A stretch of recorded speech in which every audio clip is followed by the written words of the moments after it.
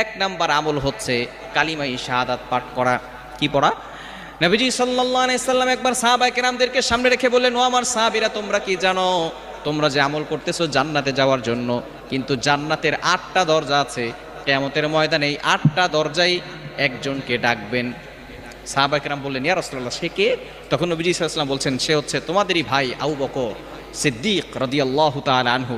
তার আমল নামা এত বেশি এবং তার ইখলাস এত বেশি যে জান্নাতের 8টি দরজায় তাকে ডাকতে থাকবে। সাহাবায়ে কেরাম বললেন, ইয়া রাসূলুল্লাহ, ইয়া হাবিবাল্লাহ, এমন কি কোনো আমল নাই যে আমাদেরকেও জান্নাতের দরজাগুলো ডাকতে থাকবে?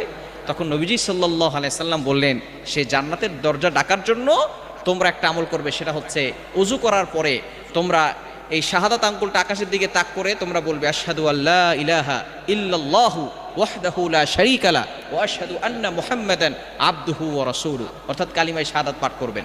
নবী সাল্লাল্লাহু আলাইহি ওয়াসাল্লাম বলেছেন, যে ব্যক্তি ওযু করার